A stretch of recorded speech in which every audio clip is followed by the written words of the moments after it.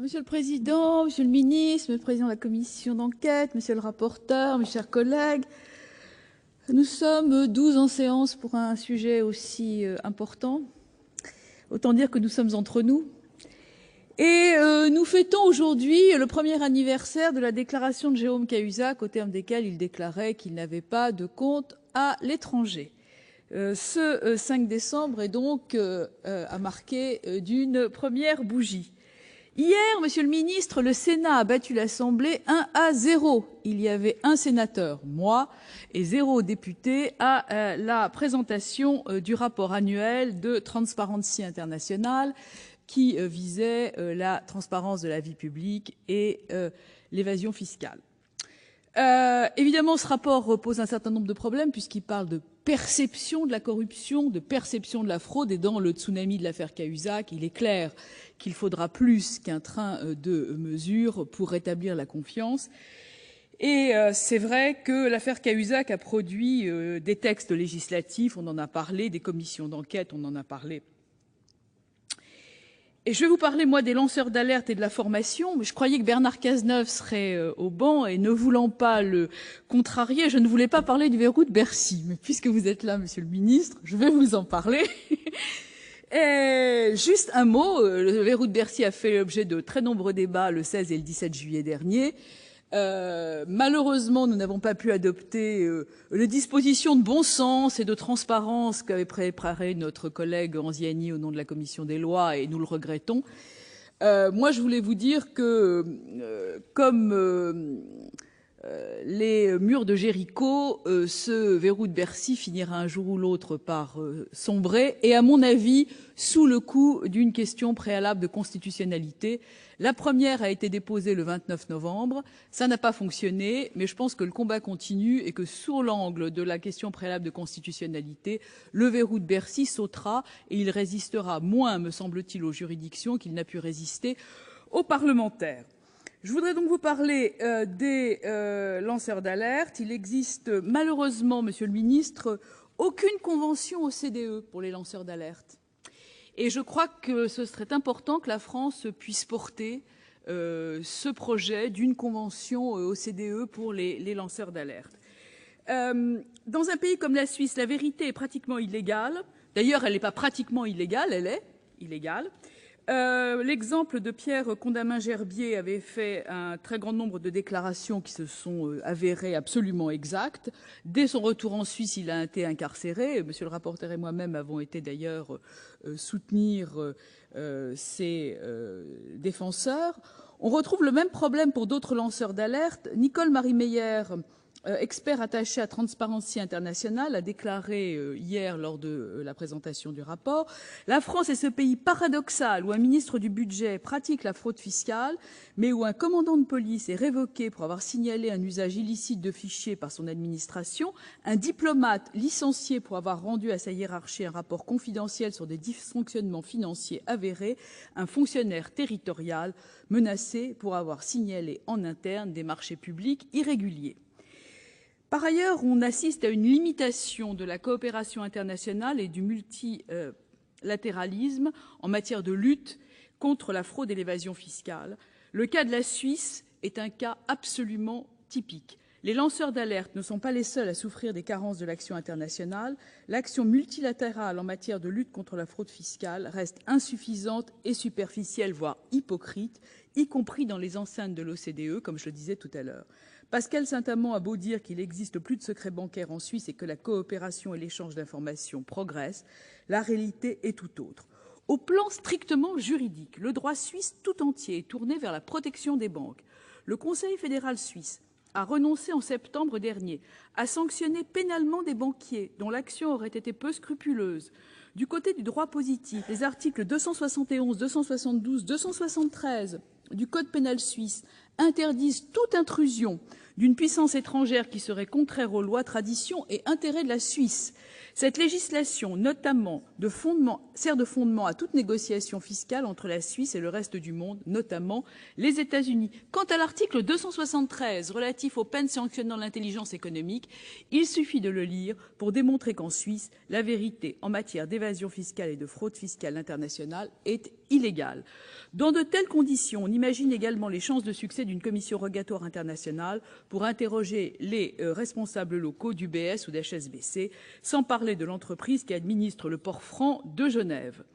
Il serait urgent à cet égard, Monsieur le Ministre, que les autorités françaises lancent une commission rogatoire interrogeant Raoul Weil, l'ancien président d'UBS, qui est actuellement incarcéré en Italie. Car en Italie, on peut l'interroger. Dès qu'il va être de retour en Suisse, on ne pourra plus le faire. Par ailleurs, nous sommes passés à côté d'un problème majeur de l'évasion fiscale qui concerne les ports francs en Suisse. Vous avez, Monsieur le Ministre, 17 ports francs en Suisse, grands comme 25 terrains de football, antichambres ou garde-manger des banques suisses, où s'entassent or et œuvres d'art, gages de transactions multiples et variées, dans l'anonymat confortable d'une simple consigne. Reste l'impératif de formation à la lutte contre la fraude fiscale. C'est la proposition numéro 12 de notre commission d'enquête. De nombreuses zones d'ombre pourraient être soulevées, mais il semble, de ce point de vue, que nous sommes évidemment dans la guerre de l'obus et du blindage, qu'il faut former les personnels et qu'il faut créer, me semble-t-il, un centre important pour les étudiants et pour le personnel chargé de contrôler la fraude fiscale. Michel Aujean, lors de nos auditions, s'en est ému puisqu'il existe en Grande-Bretagne 2 structures de la sorte et qu'il n'en existe pas en France. Seule l'école doctorale de Paris 1 travaille sur ces sujets en France, mais dans une optique universitaire et non pas dans une logique opérationnelle. Il y a un manque crucial, Monsieur le Ministre, de formation, crucial. Madame Coupet-Soubeyran, également dans notre commission d'enquête, a pointé les difficultés d'accès et de retraitement des données statistiques de l'INSEE. Quant à Hervé Falcani, on en a déjà parlé tout à l'heure, il a déclaré que l'administration ne disposait pas des moyens humains pour analyser l'information qu'elle avait à sa disposition. On tourne toujours un peu en rond. C'est vrai que notre administration, le monde entier nous l'envie et qu'évidemment il faut lui rendre un hommage appuyé, mais que néanmoins, compte tenu de la rapidité avec laquelle la technique de fraude évolue, il faut aussi faire évoluer les techniques de formation. D'après Noël Ponce, également interrogé dans le cadre de notre commission, les techniques de renseignement relatives à la lutte contre la fraude doivent évoluer qualitativement pour appréhender les évolutions techniques et leurs liens avec la grande criminalité. Les modèles informatiques ne peuvent pas tout faire. Dominique Strauss-Kahn avait d'ailleurs fait état de leurs défauts de conception. Aussi, il est nécessaire d'avoir davantage de personnel, ça on le sait et on le déplore. Malheureusement, nous n'avons pas pu examiner la deuxième partie de la loi de finances où nous aurions tous voulu augmenter. Eh oui, Monsieur le Ministre, je comprends votre déception, c'est aussi la nôtre et ce n'est pas notre fait. Il est nécessaire donc d'avoir davantage de personnel formé à la connaissance des méthodes de fraude fiscale afin de prévenir l'inertie dans la création de certains dispositifs législatifs.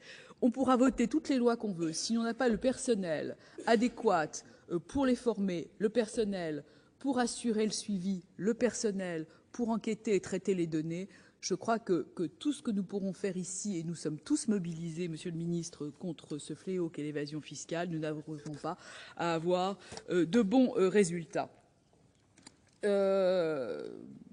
J'en aurais pratiquement terminé puisque j'ai parlé en quittant mes notes, ce qui veut dire que je ne sais plus du tout où j'en suis, mais ça n'a pas beaucoup d'importance. Je voudrais vous dire, Monsieur le Ministre, que nous avons été particulièrement déçus du refus du président du Sénat de créer dans cette maison une délégation permanente dédiée à la protection des intérêts financiers de l'État.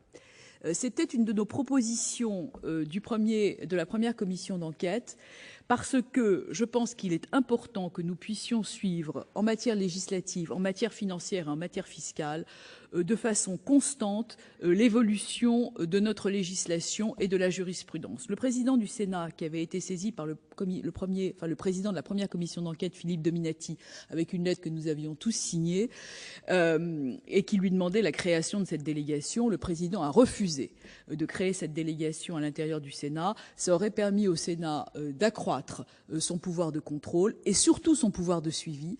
Je pense qu'il s'agit là d'une pression amicale de la Commission des finances, qui a peut-être voulu garder la main sur ce dossier. Je crois que c'est regrettable et je crois qu'à la prochaine session parlementaire, il faudra, Monsieur le Président de la Commission d'enquête, Monsieur le rapporteur, remettre ce sujet sur le tapis, car je crois que c'est très important que nous puissions suivre ces dossiers de façon régulière et constante dans notre maison.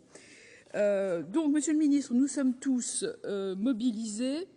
Les marges de progrès sont extrêmement importantes et je voudrais profiter de la présence de Philippe Dallier pour le féliciter du travail qu'il a fait avec notre collègue de Montgolfier sur la fraude à la TVA.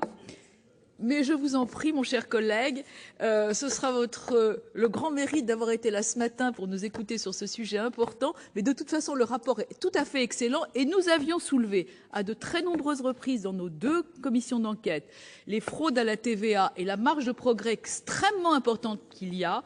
Donc je crois qu'augmenter la TVA sur les centres équestres, ce n'est pas bien. Mais la marge de progrès, pour le coup, sur la vraie fraude à la TVA, c'est important. Monsieur le ministre, sachez que nous sommes absolument tous solidaires et mobilisés sur ce sujet et je vous remercie de votre attention.